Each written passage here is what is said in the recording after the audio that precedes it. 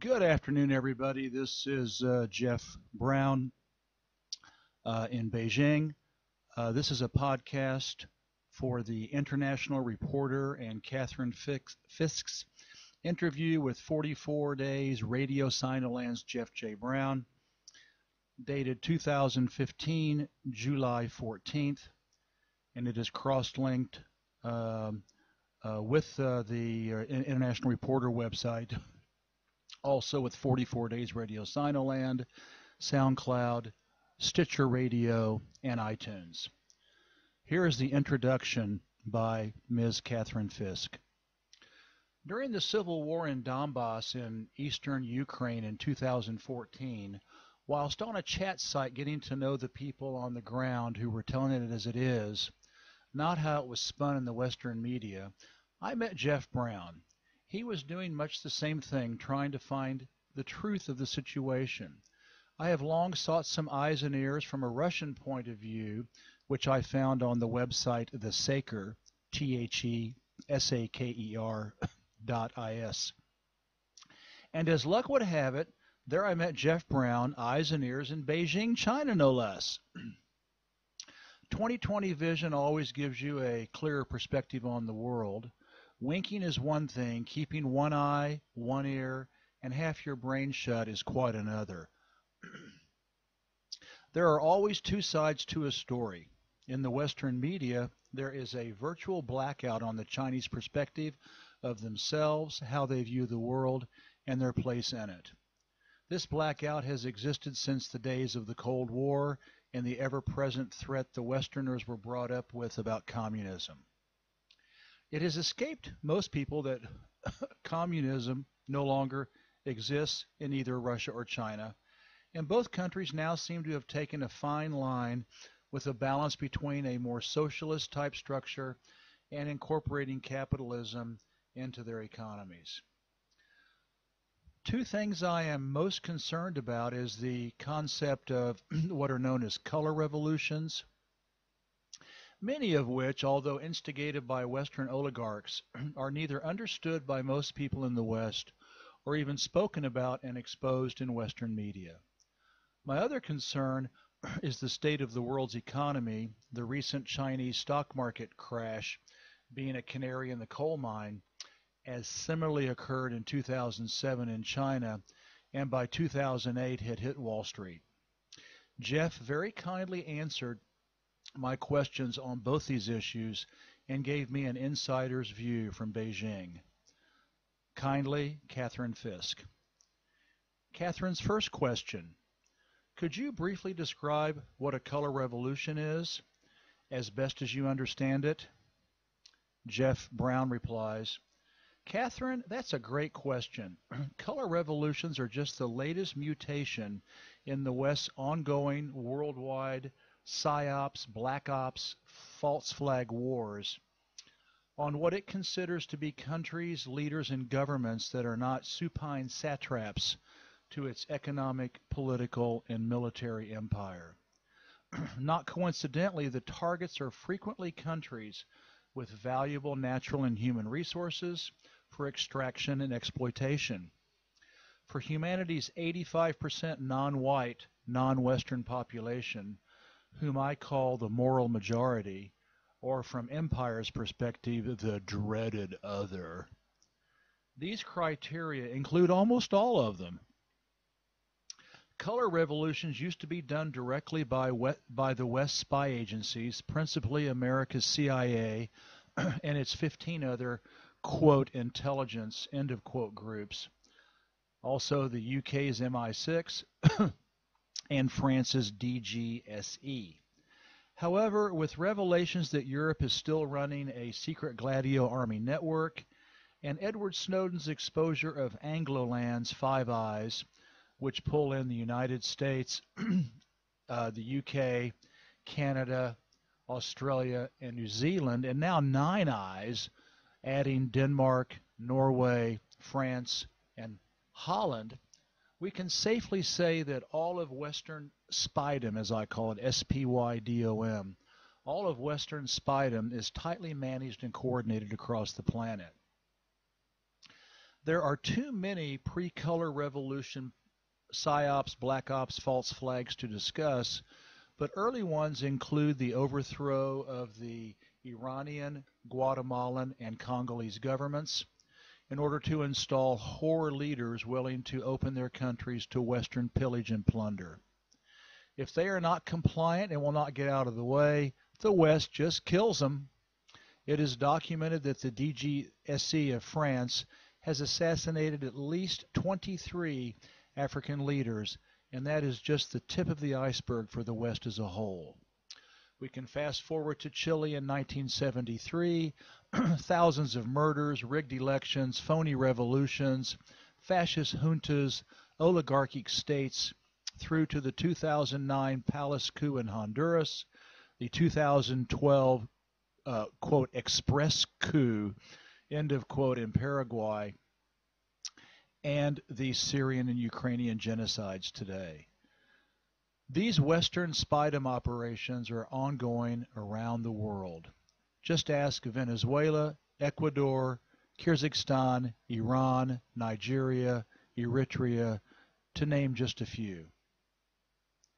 Western spy agencies do not do this in a vacuum.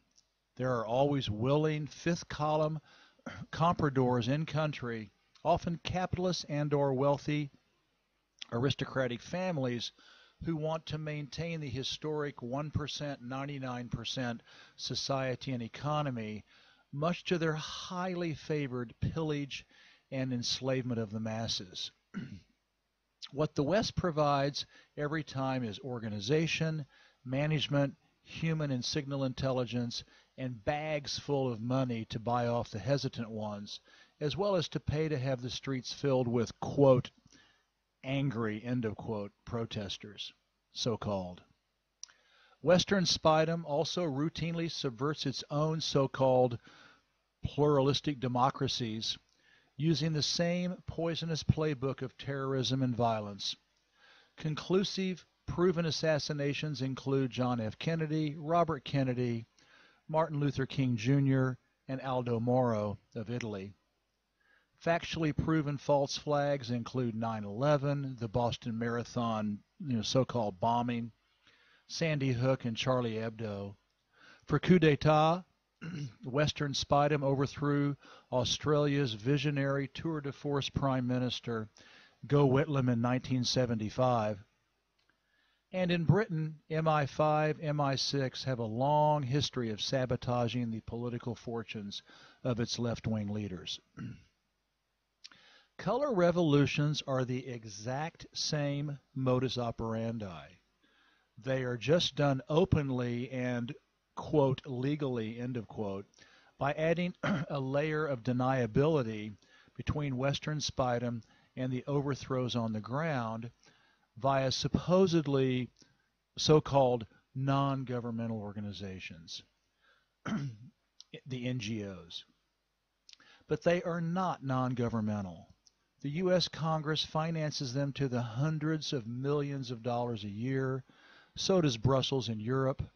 The State Department and EU foreign ministries spend many more hundreds of millions working with the NGOs to cultivate, train, and corrupt fifth column compradors inside and outside each targeted country.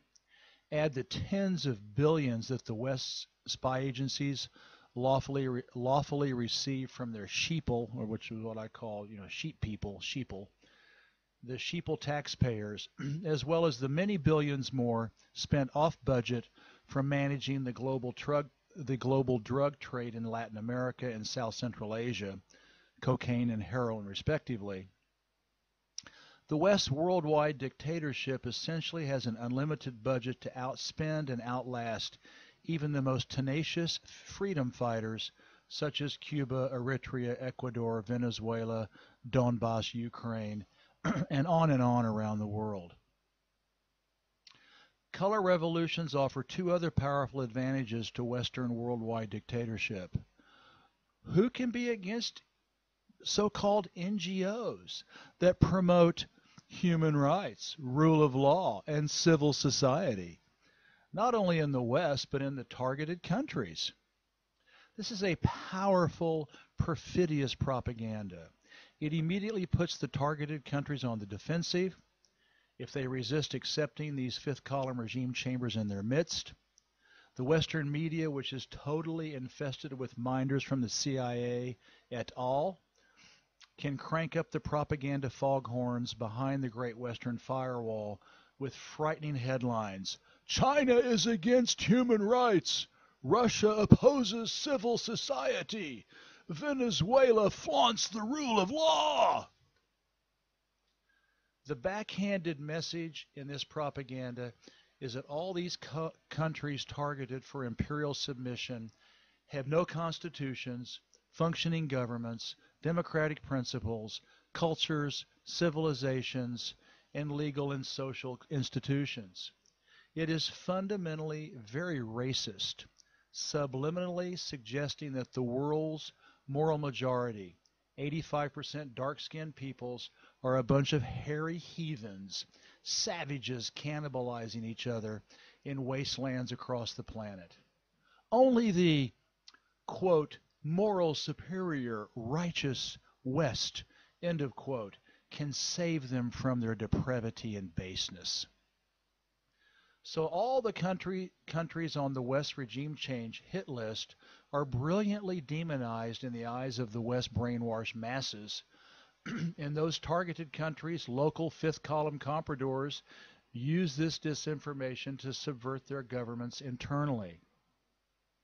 So Xi, Putin, Maduro, the Communist Party of China, whose initials are CPC, the Russian and Venezuelan governments, etc., are against human rights, rule of law, and civil society. How dare them? Of course, all this filthy corruption is codified into the laws of Western countries, making their multi-billion-dollar pan-global regime change operations perfectly and insidiously, quote, legal, end of quote. Being so-called legal, this allows color revolutions another powerful tool: recruiting and working with neo-fascist and neocon private so-called foundations, institutes, and think tanks. No more worries about any 1975-esque church commissions. This was the U.S. Senatorial Commission that investigated and exposed many CIA, PSYOPs, Black Ops, and false flags. No, the whole ball of wax can now be done right under the world's noses, right and proper. Question number 2 from Ms. Fisk. Are the people of mainland China aware that Hong Kong's umbrella revolution is a color revolution engineered by, amongst others, George Soros? Catherine, the short answer is yes. Baba Beijing, my wry name for China's communist leadership, has been exposing Western regime change efforts since liberation from Western Japanese colonialism in 1949. The Chinese media regularly reports on historical overthrow attempts in Tibet, Tiananmen, and more recently in Xinjiang. Baba Beijing also continuously covers Western regime change efforts going on around the world, such as Russia, the Ukraine, Latin America, the Middle East, Africa, etc. Searching, quote, George Soros, color revolutions, Hong Kong, end of quote, on the Chinese internet pulls up hundreds of Chinese news articles which are available for Baba Beijing's 1,370,000,000 citizens to peruse on the subject, as well as for the 50 million overseas Chinese around the planet. Question number 3 from Ms. Fisk. We have heard rumblings about religious tensions in Western China between Muslims and Chinese authorities. It was said in Western media that the government had forbidden Muslims to celebrate Ramadan, whilst in other sources this was refuted. Can you, A, explain the nature of this area or region of China? B, to the best of your knowledge, explain the facts?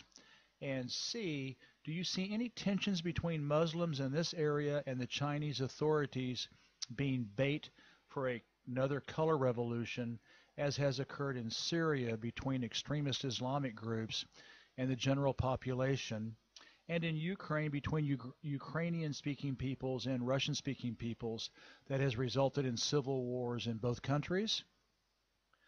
Jeff Brown's answer. These propaganda reports behind the Great Western Firewall about forcing China's Muslims and Tibetan Buddhists to do this and not do that have to be taken with a huge dose of skepticism. Remember, every media outlet in the West of any import has CIA and company psyops minders on their editorial boards. Baba Beijing has been dealing with the ceaseless onslaught of Western regime change efforts in Tibet and Xinjiang since liberation in 1949. Why would they want to force Buddhists and Muslims to contravene their religious precepts, only making these Western psyop efforts more successful? It would be playing into empire's hands, and Baba Beijing is not stupid. Is it possible that Baba Beijing harasses and/or arrests known fifth-column compradors caught by human and signal intelligence? Sure. Do they sometimes go after the wrong person? Happens everywhere. Is it certain that fifth-column compradors inside and outside China are ginning up scaremonger horror shows to fill the Western mainstream media breach with hysterical propaganda? Absolutely. Is it conceivable that local officials sometimes get overzealous and do something stupid and inflammatory? Of course. This occurs all over the world, the West included. But a broad fiat by a big city, province, or region, simply ridiculous. In our Beijing suburb neighborhood, there is a large Hui, H-U-I, which is another Muslim community, a minority in China, and they have a mosque, and it stays very busy. The faithful pray and fast at their leisure. Muslim businesses here, just like across much of the Islamic world. I worked in Africa and the Middle East for 10 years. They tend to stay open during Ramadan with normal or reduced hours during the heat of the day because people still work and life goes on. All those absurd CIA fabricated stories about Muslim businesses being forced to sell alcohol are laughable. Uyghur businesses almost never offer alcohol. Hui establishments almost always do. Different cultures, different business plans, same Islam. And then the 3A, in answer to that, Jeff said, there is underlying tension between Xinjiang's Uyghur Muslim people, whose native language belongs to the Turkic linguistic group, and Chinese Han, who are Mandarin-speaking Buddhist, Taoist, Confucian. This, just as there are historically and ongoing violent tensions between Catholics, Protestants, Orthodox Christians, Jews, Muslims, Buddhists, and Hindus around the world. So to single out Xinjiang as just more behind the Great Western Firewall, foghorn propaganda. Religious strife is as human as civilization itself. The answer to 3B. The problem is Western colonialism has been and continues to use this all-too-human divisiveness to divide and conquer. The list is exceptionally long, but a classic example is the multifaceted religious, cultural, and nationalistic tinderbox that the British created in India, Pakistan, and China with the partition and the division of Jammu Kashmir and Tibet. Thus, for China, the West is banally and lethally predictable in its efforts to destabilize and hopefully balkanize Xinjiang and Tibet for rape and plunder.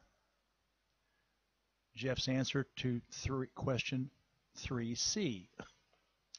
Yes, all the West's investment in overthrowing the status quo in Xinjiang and Tibet via Spidum's PSYOPs, Black Ops, and false flags, NGOs, financing and training fifth column propagandists, compradors, and terrorists to return home and wreak havoc, keeps Baba Beijing very preoccupied and vigilant.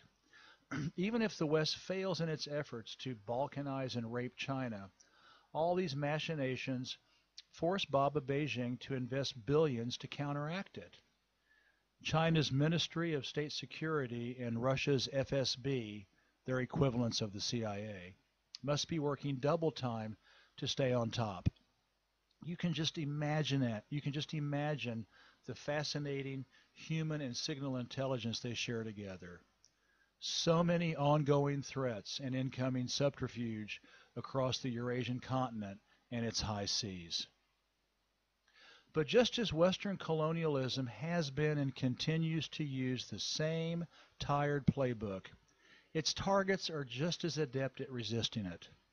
And now, for the first time, groups like the Bolivarian Alliance for the Peoples of Our America, the English acronym is ALBA, A-L-B-A, the Community of Latin American and Caribbean States, the abbreviation is CELAC, C-E-L-A-C, the Non-Aligned Movement, NAM, the Brazil, Russia, India, China, South Africa Cooperative Group, also known as BRICS, the Eurasian Economic Union, whose abbreviation is EEU, the Collective Security Treaty Organization, the CSTO, and the Shanghai Cooperation Organization, the SCO, are integrating and harmonizing their efforts to defeat Western imperialism more than ever before. Even the Organization for African Unity, the OAU, is having some success stories. Not only that, but the anti-Western forces now have the one thing they've never had enough of in the past: billions upon billions of dollars to fight back, and euros and RMB and rubles. It's the battle royale of the 21st century. The world's 85% moral majority versus the Conradian heart of darkness. Catherine's question number 4. China recently lost $3 trillion on its stock market. Accusations have been leveled that this was yet again another George Soros engineered crash, as he crashed the British pound before they were going to join the euro.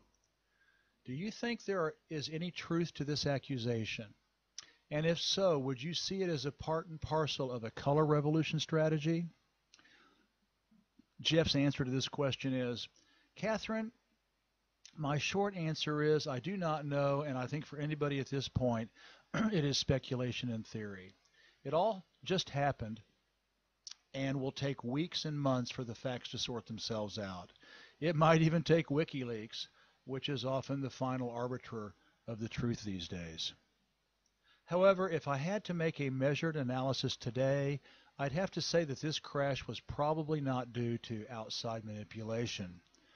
Much more of the blame goes to local Chinese greed. There is a lot of cash sloshing around the world's biggest purchasing power parity, or PPP economy.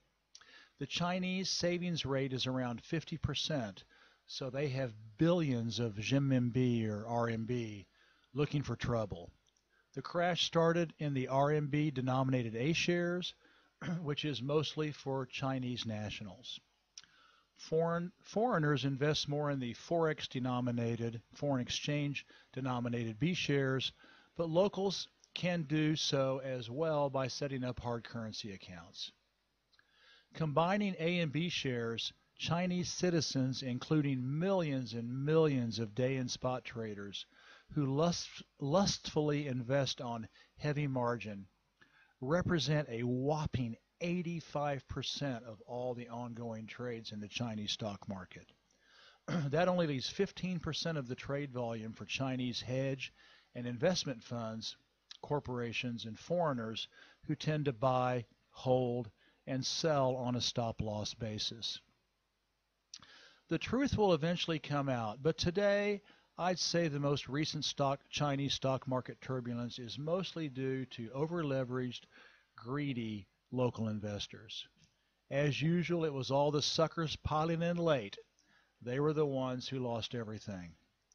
It is really amusing to watch all the fearless, quote, free market capitalists, end of quote, around the world and in China, begging big, bad government, Baba Beijing to intervene to help cut all their losses.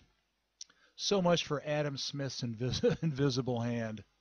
Idealized, sanitized capitalism has been one big lie since the first moneylenders at the dawn of sedentary civilization 8,000 years ago in the salt marshes of Mesopotamia. Thank you, and have a great day.